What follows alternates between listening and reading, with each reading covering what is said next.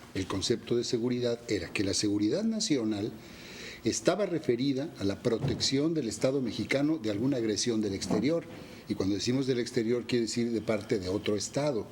En tanto que la seguridad pública, así con ese término, estaba referida a la seguridad de los ciudadanos dentro del territorio nacional. Ciudadanos o no ciudadanos, a la seguridad de los habitantes dentro del territorio nacional. La primera estaba a cargo del Ejército y la Armada, la Marina Armada Nacionales, la Fuerza Aérea. Y la segunda, la seguridad pública, estaba a cargo de las policías, la federal, la estatal y las policías municipales, que desarrollaban labores fundamentalmente de prevención, las policías municipales, estatal y federal, y de persecución del delito en el caso de la policía judicial. Ya las policías especiales, la aduanera, la migratoria, bueno, esas ya eran otras cosas, ¿no? Esta situación que se está dando a mí me parece, y ojalá que yo esté equivocado, me parece que es armar un escenario legislativo que atraiga la atención para darle forma legal a una situación de hecho. El haber permitido, propiciado que el Ejército esté desarrollando labores que corresponden a las fuerzas de seguridad pública, me refiero a las policías preventivas, me parece un desatino. Pero hacer una reforma de este tipo es dejarlos de manera permanente. Y entonces, claro, bueno, ¿para qué gastamos en policías? Claro, pues ya mejor gastemos en puros soldados, ¿no? ¿Para qué? Pareciera como que lo que se pretende es que el Ejército venga a sustituir en el mando a las policías preventivas. La reforma crea un consejo... Una Guardia Nacional. No, la Guardia Nacional, en los países donde yo conozco que existe, está formada fundamentalmente por civiles, ¿no? La Guardia Nacional es otra cosa. No, las policías preventivas, que es lo que nosotros tenemos y lo que nos había funcionado hasta antes de esta guerra, con todos sus defectos, desde luego, ¿no? Pero me parece que es desnaturalizar de sus funciones al Ejército y de algún modo hacer a un lado a las fuerzas preventivas. Creo que por esto, cuando se presentó la propuesta del titular del Ejecutivo, que creo que fue en 2008. En 2008 hubo una reacción muy fuerte del Poder Legislativo de las dos cámaras, y en el Senado se generó una iniciativa de reforma constitucional que fue más allá y que fue la que está ahorita en lo que llamamos el tour constitucional, que pone candados al mismo presidente, a la facultad presidencial para suspender garantías, de manera que se le prohíba expresamente en la Constitución, al decretar la suspensión de garantías, que ciertas garantías queden siempre sin tocarse, ¿no? Y bueno, y hay otras cosas medio escondiditas por ahí, como por ejemplo... No, pero no está discutiéndose una reforma constitucional. No, esa ya está aprobada. Esa ya está aprobada. Bueno, En aprobada estos momentos, en las cámaras. Falta el recorrido constitucional. No es correcto. No. La reforma a la Constitución se hizo en el 2005 y se acabó. Y a raíz de eso se expidió una ley de seguridad nacional que ahora se está revisando. Que ahora esa es la que es producto de reforma. Pero que háblalo los senadores que ya aprobaron. Ya hay una minuta de reformas a la ley de seguridad nacional, nada más. No, pero hay no una estamos reforma, tocando la Constitución. ¿Cómo no? Hay una reforma que se hay una aprobó. reforma que es en materia constitucional, Claro. pero de derechos humanos, creo que ahí está un Pero poco es la otra diferencia, cosa. ¿no? Estamos hablando de seguridad ¿Cómo está? Es que No, estamos hablando aparentemente de es seguridad otra cosa. Por eso yo A ver, dije que licenciado, A ver. repito, el titular del Ejecutivo en el 2008 mandó una iniciativa Fue en el en materia 2009, de... ¿eh? 2008 o 2009, Fue lo podemos 2009. platicar. Yo sí hice la tarea, ¿eh? Yo trato de hacer la mía Bueno, también, a ver. licenciado. A veces me sale bien, a veces no me sale bien, pero mira, ¿Usted votó a favor o en contra de las reformas a la Ley de Seguridad Nacional? No, como fue la votación en un momento dado en abril del 2010, Sí. fueron 105 votos a favor y ninguno en contra. Ah, bueno. Bueno, Entonces, esa aprobada iniciativa por unanimidad. por unanimidad. Esa iniciativa La se ley de mandó, seguridad nacional, Juan. se mandó Sí, pero están entrelazadas. Sí, es justamente a lo que me refiero. Pero si el tema al que venimos a platicar es las reformas de la ley de Eso. seguridad A nacional. ver, No, pero a ver, Joaquín, licenciado, no mira. podemos tratar un tema de estos de manera aislada. Todo es un entramado claro. Pero es que estamos discutiendo sobre qué. sobre la seguridad nacional, es precisamente correcto, entonces, el motivo aboquémonos de la a eso. invitación de Lidia. Aboquémonos a Entonces, eso. de acuerdo a lo que ha pasado, esa minuta se pasó, ese proyecto se pasó a la Cámara de Diputados, lo tuvieron ahí en la congeladora el tiempo debido, y por una u otra razón, en la última semana del periodo legislativo que concluyó a fines de abril, tratan de impulsar una iniciativa que no venía en el sentido original como fue tramitada en la Cámara de Senadores. Entonces, eso realmente ocasionó una serie de desencuentros y de diferencias. Te menciono una cosa muy particular. Esa iniciativa, como la conocimos en el Senado, y por ejemplo decía que no era necesaria una orden judicial para que los soldados o los policías Allanaran. entraran A las propiedades. domicilio. Entre otras atrocidades, desde el punto de vista de los derechos humanos, los soldados decían, préstenos al delincuente, préstenlos un día. Déjenlo un día, le sacamos la información y al día siguiente lo llevamos ya al Ministerio Público, lo que vaya quedando del pobre delincuente. Además también intervenir, por ejemplo, en las comunicaciones sin que mediara orden del juez. O sea, ante esas atrocidades evidentes en materia de derechos humanos y lo que es más grave, licenciado, que contravienen convenios internacionales de derechos humanos que han sido asignados directamente por México. Entonces, por eso te digo, no podemos permitir en nombre de la seguridad nacional, que tiene esa vertiente de seguridad hacia el exterior y la seguridad interior, no podemos permitir la violación de los Por eso. derechos Pero humanos él fundamentales. comentaba, ¿son reformas constitucionales o una reforma a la ley? Porque sí son dos cosas distintas. Claro, pero ya se dieron, o sea, se están dando las dos. La reforma constitucional en materia de derechos humanos ya está aprobada por el Senado, aprobada Y por anda la de gira Cámara de por toda la Diputados República. y está haciendo lo que llamamos el tour constitucional para que lo aprueben la mayoría de las legislaturas de los estados. Bien, De hecho, esa reforma ya está. Quintana Roo ya la aprobó. Ándale. Días pasados. Y aparte, se está discutiendo en la Cámara de Diputados la iniciativa del presidente Calderón de una ley de seguridad que justamente generó, por lo que traía escondido, que el Senado hubiese hecho esa reforma constitucional que anda dando la vuelta, ya para hacer definitivamente reforma constitucional. Y tiene cositas escondidas, mira, como esta. Digo escondidas porque... La ya aprobada, la que anda en está en el recorrido. tour, sí, cositas como esta. La Suprema Corte de Justicia de la Nación tenía, bueno, todavía tiene facultades de investigación cuando se trate de violaciones graves de los derechos humanos. Las tenía hasta hace poco también para investigar hechos que constituyeran una grave violación al voto público. Esta segunda se derogó, así un párrafo de la Constitución, el párrafo tercero del artículo 97, se derogó completito, me parece que en el año 97 o por ahí. Bueno, ahora esta reforma que anda dando la vuelta traslada la facultad de investigación que tiene todavía la Suprema Corte a la Comisión Nacional de Derechos Humanos. Ya la Corte no va a poder hacer investigación, que quizás sea sano, habría que profundizar en el estudio de eso. Pero por lo pronto, ahí está. La Corte ya no te metas, tu Corte, a investigar violaciones a los derechos humanos. ¿Por qué? ¿Por qué hay interés en que el máximo tribunal del país no realice esa labor de investigación que a mí me parece era muy sana para nutrir la labor del Ejecutivo? ¿Sabes por qué, Juanito? Perdón que interrumpa. Puede ser bueno, yo no lo Porque sé. había una gran contradicción, porque por un lado la Suprema Corte investigaría estas graves violaciones y por otro lado la Suprema Corte sería juez y parte en el mismo asunto, y por eso se vio la conveniencia de que esa capacidad de investigación derivara precisamente en la Comisión Nacional de Derechos Humanos, ¿no? Claro, Y el ejemplo claro, justamente por eso- ejemplo más escandaloso es, por ejemplo, cuando viendo la investigación de los muertos de Atenco o de la guardería ABC de Hermosillo, o sea, episodios que han lastimado la sensibilidad de la gente. O sea, la Suprema Corte llegó o en los casos, por ejemplo, de la APO en Oaxaca, Ellos hacen su investigación de una manera para llegar a un a resultado. una conclusión que no conduce absolutamente Esperado. a nada, porque dice, bueno, llegamos a esto y los culpables siguen sin ser sancionados, tanto en el caso de la guardería, como en el caso de los sucesos de Oaxaca, como en el caso por ejemplo, de Atenco, ¿no? Que se aplicó la ley hasta determinados niveles de autoridad. Entonces, cuando viene digamos, una declaración pública, pues resulta de que eso no conduce absolutamente a nada. Pero eso me parece que no es tan exacto, ¿eh?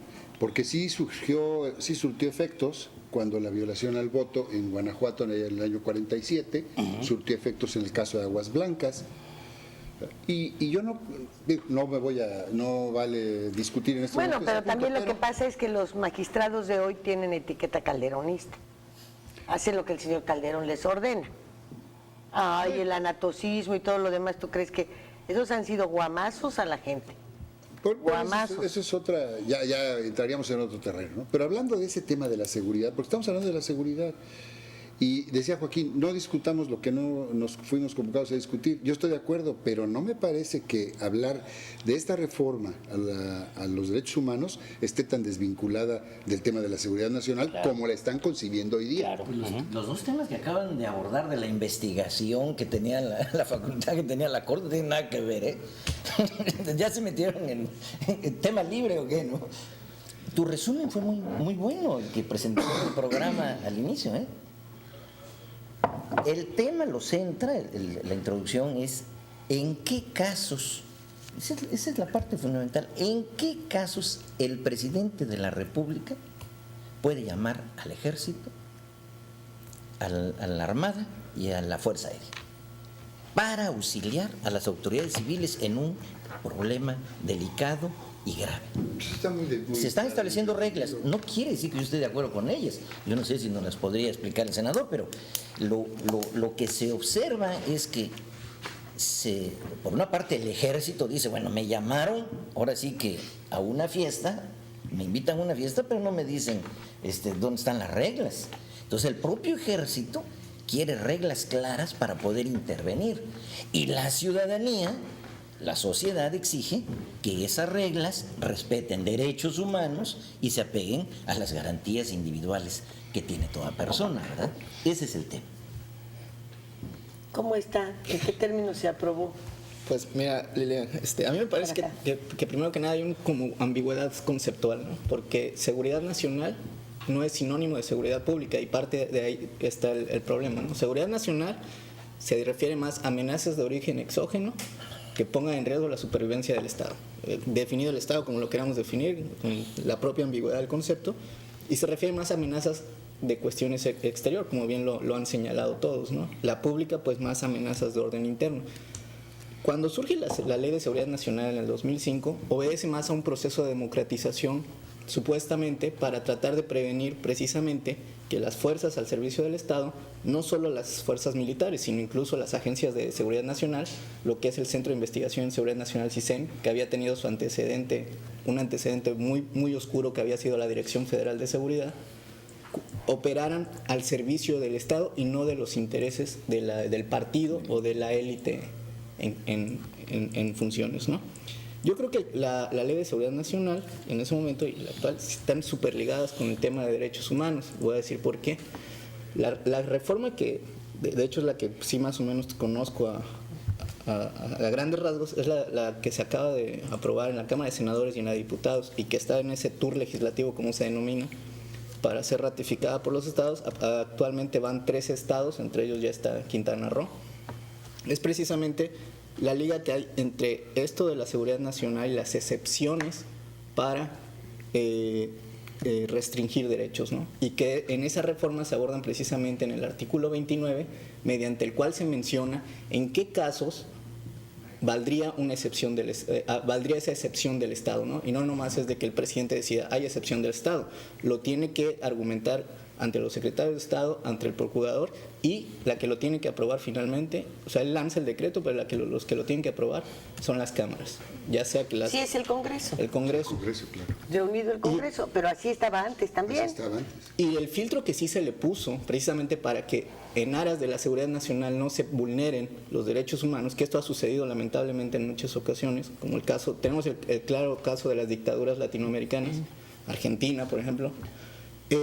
En aras de frenar eso, se estuvo debatiendo y se puso en qué casos, o sea, si fuera el caso de excepción más amplio, no se puede ir contra libertades como las libertades políticas, la libertad de expresión, el derecho a la vida, la discriminación, que también es parte de lo que se incorpora en esta reforma constitucional, que incluso le cambia el título al capítulo primero, esa parte de las famosas garantías individuales, y que ahora se llama de los derechos humanos y sus garantías, ¿no? Y que le da muchas atribuciones a la CNDH, quizás no las que quisiéramos, pero al menos pone un poco al día, no digo a la vanguardia, al día a nuestra Constitución respecto a otras constituciones que le han dado tanto énfasis a los derechos humanos, ¿no? Por ejemplo, dentro de esas ventajas, ahora la CNDH, como bien mencionaban, en el artículo 102 establece que tiene facultad de investigación, ¿no? para violaciones graves de derechos humanos.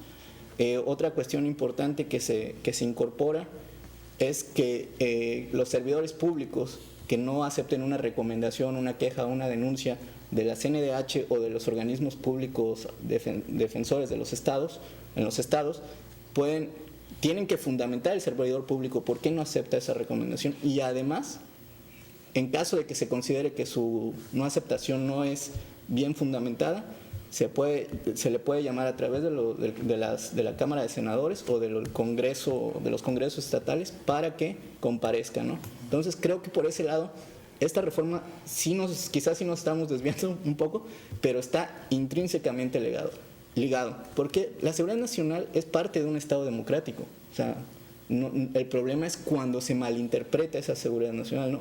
Es definir el interés nacional en función de quién, de la clase gobernante, no. Lo que se tiene que hacer es que por encima de la seguridad, ya sea nacional o pública, no puede estar esa seguridad por encima de los derechos de toda persona, ¿no? Entonces, un poco la parte que se liga con esta ley de seguridad, que sí me parece que es más reactiva que proactiva, en el sentido de que está promoviendo tratar de volver ley lo que ya es un hecho. Es un hecho, y que por ahí está mal en el origen. Digamos que ahí sí hay que tener cuidado con no confundir seguridad nacional con una carta abierta para vulnerar derechos humanos. Entonces creo que ahí sí hay que tener cuidado, y por otro lado también ver las ventajas que tiene esta reforma constitucional a diversos artículos en materia de derechos humanos, ¿no? Por ejemplo, se incorpora la no discriminación por preferencias sexuales o por estado civil, lo cual también es importante, pero relacionado con lo que mencionábamos de la Ley de Seguridad Nacional, el artículo 29 de establecer bien bajo qué digamos, argumentos que sean los argumentos de racionalidad, publicidad y transparencia, se puede llamar a un estado de excepción, e incluso cada decreto que se haga bajo el estado de excepción tiene que ser revisado de manera inmediata por la Suprema Corte de Justicia para ver que precisamente no se estén vulnerando derechos humanos. Nos vamos a un corte, enseguida volvemos.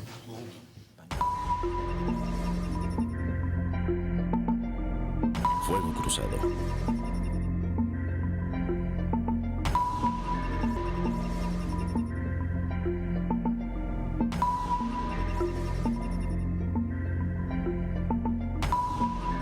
¿Qué opina usted de que al presidente le otorguen facultades para cancelar las garantías individuales por cuestiones de seguridad nacional? No es una novedad en las garantías individuales. El artículo 29, si mal no recuerdo, está contemplado que el presidente tiene esta facultad, obviamente con la aprobación de la Cámara de Senadores y 2 o 3 secretarías, dependiendo de el problema que hay en México, ¿no? Puede ser, por ejemplo, en el caso de salud, cuando estuvo la influenza, hubo una cancelación de las garantías. El presidente tiene la autoridad suficiente como para tener los tamaños de decir se va a hacer esto, se va a hacer lo otro, ¿no? Por eso está en donde está, en el puesto que ocupa, ¿sí?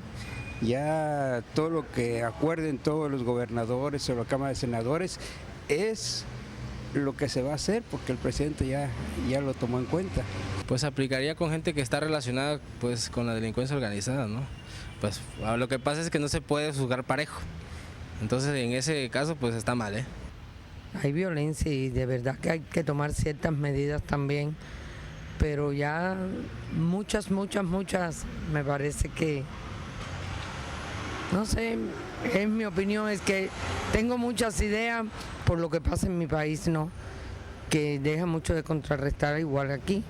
Pues nosotros tenemos no tenemos mucha libertad para muchas cosas, pero sí tenemos libertad de reunirnos, de caminar a la hora que nos plazca caminar en la calle, de reunirnos en grupo, inclusive hasta de hacer un poquito de bulla, como decimos los cubanos. Yo creo que aquí con esos cambios, ¿sí?, el presidente está atentando a la propia Constitución, y si estamos acabando con las instituciones que apenas endebles tenemos, ¿sí?, instituciones endebles que nos vemos obligados a respetar simplemente para mantener un poquito el orden en el país, y si el mismo presidente, ¿sí?, viene a destruirnos esas instituciones, pues creo que estamos mal. Para eso mejor sería un dictador, y un dictador que sepa gobernar y no esa persona que tenemos ahí, ¿sí? O una monarquía absoluta. Yo no sé por qué se habla de una democracia en nuestro país cuando realmente no existe, cuando las monarquías incluso son más democráticas que nuestra república. Sí, un saludo al señor presidente Calderón, y que espero que no nos siga fregando, que ya le falta poco, que se aguante.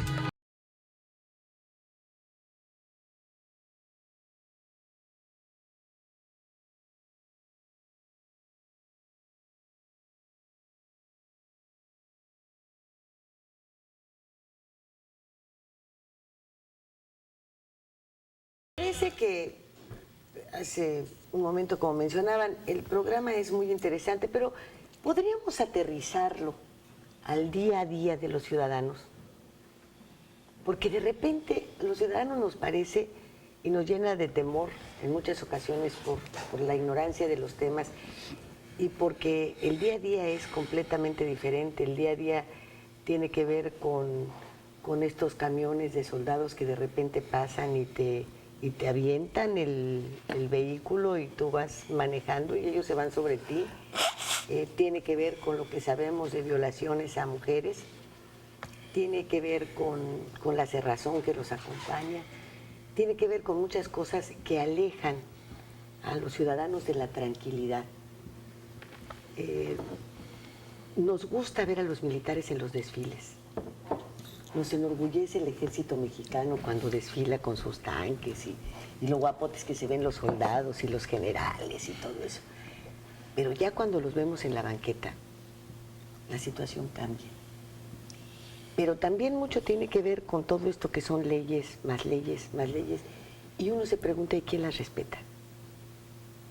No las respeta el policía, el matute de barrio, no las respeta el que anda en la patrulla, no las respeta el de la moto, no las respeta el Ministerio Público. Hay jueces que por amenazas a la familia o por muchas otras razones tampoco las respetan, pero también hay magistrados que no las respetan, también hay en la Suprema Corte quien no las respeta. Y bueno, estamos rodeados, somos un país de leyes, pero que nadie cumple. Bueno, somos en un Estado de Derecho bastante torcidito, con 40,000 cadáveres en 4 años. Y entonces, ¿podemos aterrizar un tema tan complejo en el acontecer ciudadano, Joaquín? Sí, yo creo que sí. Una de las personas que se entrevistaban precisamente daba opiniones muy importantes. A la gente le preocupa si el presidente va a tener facultades para suspender garantías, que era el artículo 29 que mencionaba el licenciado. Es cierto. ¿Es bueno fortalecer a ese grado al presidente para que continúe con esta guerra? Pues definitivamente, a costa de suspender garantías individuales, yo creo que todos nos oponemos, no solo los que estamos en esta mesa, ¿no?, sino todo el pueblo dice no. El presidente está bien que tenga facultades, incluso no sé cómo anden las estadísticas, senador, pero en cuanto a qué opina el pueblo de que el ejército sí entre en auxilio de los cuerpos policíacos. Yo tengo la impresión, no tengo la información, de que la gente en poblados, en regiones donde la situación está grave, sí quiere al ejército. Pero eso tampoco lo quiere permanentemente y sin reglas, no. Quiere que vengan en auxilio a los cuerpos preventivos federales, estatales y municipales que no pueden con el paquete, porque eso es lo que está pasando. cuando se inicia esta guerra y se ve que las policías preventivas pujan, sí, no pueden.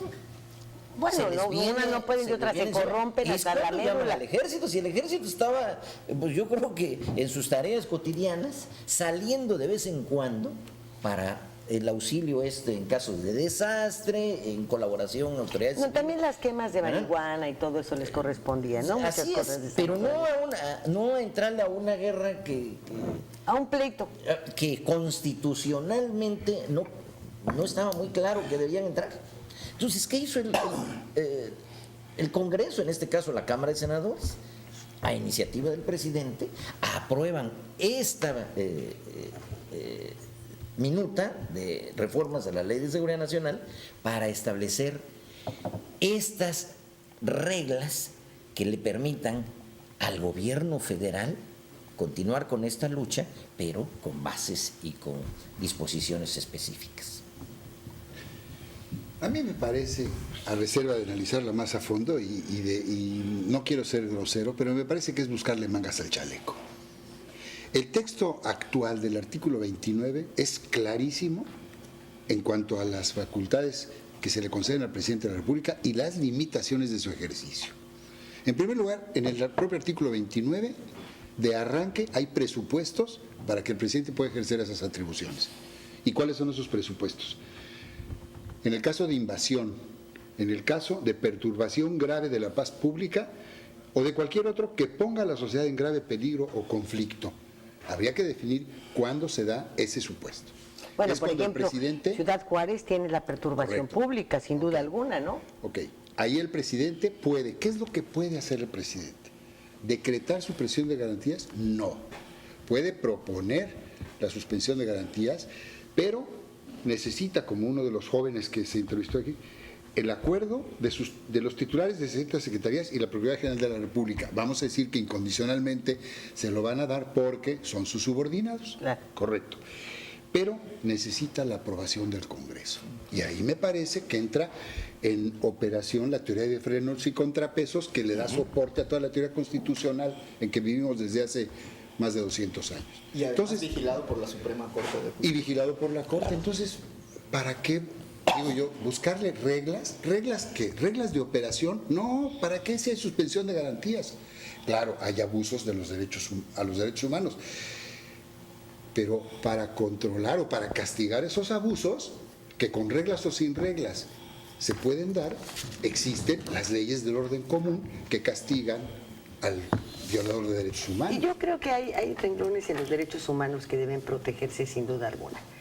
Pero hay otros con los que definitivamente no estoy de acuerdo.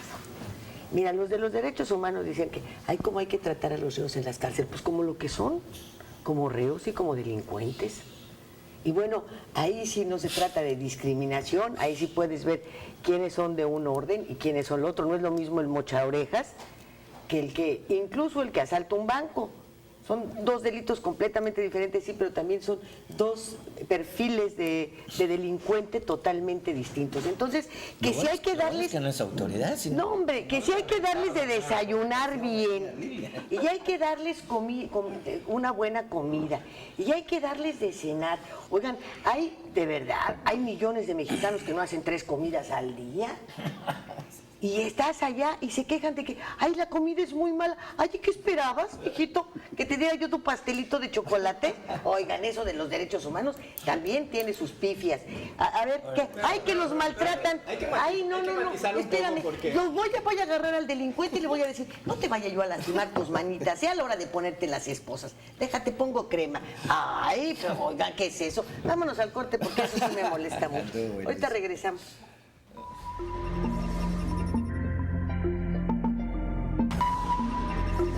Fuego Cruzado.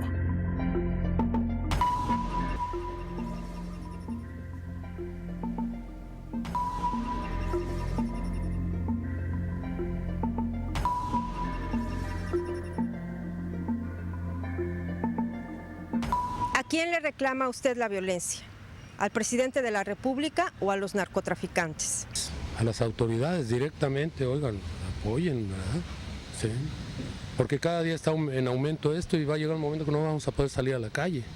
yo pienso que a todos, ¿no? Porque no tenemos trabajo, no hay un buen trabajo con un buen salario, pues eso provoca que la gente salga a robar y que salga a hacer cosas, a cometer delitos. Entonces todo está desde el principio, ¿no? Si yo como padre de familia no tengo para darle de comer a mis hijos, pues lógico que va a pasar algo, ¿no? A los dos, porque los dos recurren a la violencia. Al presidente de la República, porque él como presidente debe de hacer algo para que no siga la violencia. Él tiene que ver por eso, porque pues ya nosotros ya estamos cansados, ya no se aguanta. Salen los hijos a la calle y queda uno pensando que si van a regresar o no. A los narcos, porque es poner la seguridad, pero desgraciadamente a veces lo que es la policía municipal están apegados con ellos. Realmente la delincuencia ha podido más que las autoridades. Entonces, pues, también los delincuentes que ya se miden porque también tienen familia y que tengan corazón un poquito porque están llevándose hasta los que realmente ni la deben. Entonces, pues por ahí deben de empezar ellos en pensar también en sus hijos, en su familia que tienen y no dañar a los demás. Creo que la seguridad depende ahora sí que de uno mismo, de la familia. Porque si tú educas a tus hijos para que anden por un buen camino, no tienen por qué desviarse. Yo sí pienso que a los que amanecen muertos y que con cuentas saldadas y todo eso, son porque ellos mismos se meten en ese camino. Entonces, debe empezar todo desde la familia.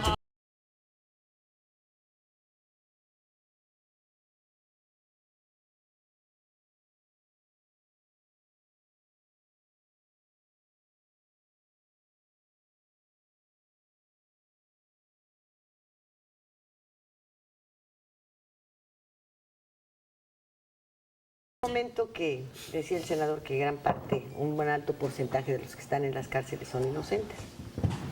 Bueno, pues de los que hay duda, que están en proceso, que son varias las cosas, y sobre todo las causas por las que están detenidos, pues podrían tenerse ciertas consideraciones y entrar todo el juego de los derechos humanos. Comidas, ¿no? Pero los otros, no, que les lleve incluso su familia su comidita, pues sí.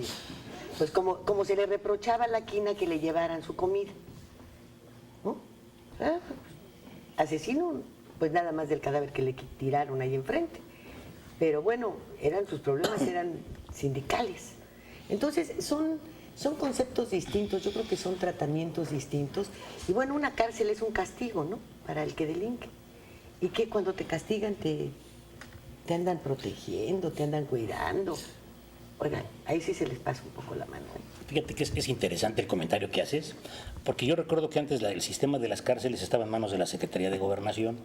Sí, el de los aderezos casi siempre, ¿no? No me preguntes en qué momento ocurrió que es la Secretaría de Seguridad Pública la encargada a través del órgano desconcentrado, la encargada de los penales de todas las seguridades en México. Entonces, la verdad es que la situación de las cárceles es verdaderamente pavorosa, porque las cárceles, en lugar de ser centros de rehabilitación o de reinserción social, es que no son centros de rehabilitación. No, la cárcel es para castigar a los delincuentes, no para rehabilitarlos. Ay, ándale, intégrate. Porque te voy a decir otra cosa. ¿Cómo es posible que los derechos humanos no se fijen en los niños? No, sí, eso, no, te voy a decir por qué, no para proteger los derechos de los niños, sino para obligar a los padres a que vigilen a sus hijos. ¿Por qué cuando hay todo este tipo de delincuentes que salen porque son menores de edad y que reinciden sobre los padres no hay ningún castigo? Una sanción, ¿cómo no? ¿Por qué? ¿Por qué no la aplican? ¿Por qué? Pues porque nos lo han dicho aquí, las leyes lo establecen, porque hay un tutor, hay un agente responsable de ese menor de edad que siempre permanece intocable. ¿Por qué? Y nadie dice nada. A ver, que te digan, que te amenacen si su hijo vuelve a delinquir. El que va a huir a la cárcel también es usted, ¿eh? No nomás el chamaco al reformatorio. Ah, no, entonces ahí se van. Por eso no hay tiempo, por eso se van a las cervecerías, por eso descuidan a la familia, por eso muchas cosas, porque no hay responsabilidad. Bueno, pero los factores de socialización ya son otros. Eso ya no depende de los derechos humanos. Eso, o sea, los derechos humanos son para todos y es del deber que todos los respeten. Y los derechos implican deberes. 5 minutos o 4. Cerramos. Pues déjame entonces decirte una cosa. No puedo de ninguna manera estar de acuerdo con tu punto de vista respecto al tratamiento de quien esté privado de su libertad. Sería negar el avance que ha tenido el pensamiento del hombre en los últimos años. Si nos oye ahorita el maestro García Ramírez, nos cuelga de ahí de las vigas estas.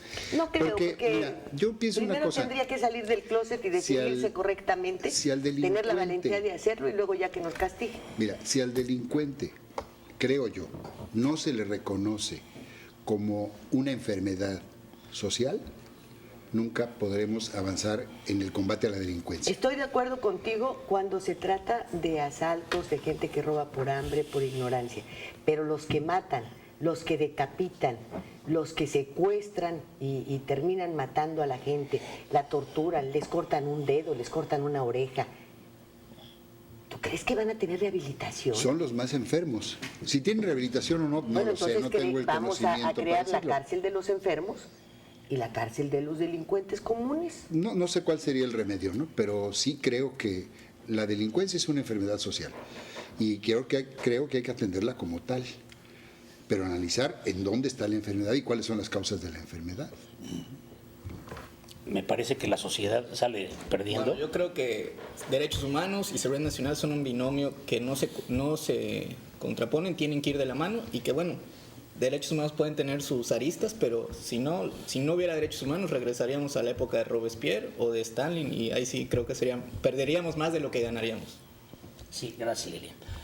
Me parece que la sociedad sale perdiendo si se pierde de vista el concepto de la regeneración, de la rehabilitación, de la reinserción social, porque de alguna manera eso es perder la fe en la humanidad, que es una cosa que nos mantiene todavía funcionando en este mundo. Tú mencionabas hace rato del día a día. Para mí una cosa muy importante sería impulsar la denuncia ciudadana. Toda persona que se sienta agredida en sus derechos o que vea a este policía o este funcionario o este cargo cualquiera que tenga la persona, está obligado a denunciarlo, porque estamos viviendo en el mar de la impunidad, es un hoyo negro, la impunidad de la corrupción. Mientras no combatamos ese punto de vista doble, es terrible y la verdad es que el ejército lo sacaron de los cuarteles porque la situación de las policías a nivel nacional es verdaderamente pavorosa. Entonces, las autoridades, equivocada o correctamente, vieron la intervención del ejército como solución a este problema dramático. Gracias. Yo diría que hay una gran deuda con la población, que es el tema de la seguridad. El pueblo exige tranquilidad y un ambiente adecuado para su desarrollo. Es una deuda que tiene que pagar el gobierno federal, los gobiernos de los estados y los municipios. Debe cuidarse mucho a esa institución que se llama Ejército, Fuerza Aérea y Armada de México. Debemos cuidarla y debemos darle los instrumentos de trabajo adecuados para también entrar en auxilio de las autoridades civiles en la lucha contra la delincuencia y desde luego con absoluto respeto a las garantías individuales. Muchísimas gracias, muchas gracias por el favor de su atención. Los esperamos aquí el próximo viernes. Muchas gracias, señores. Gracias a ti. Muchas gracias. Un placer estar contigo. Sigo en lo mismo. Muchas gracias. Gran.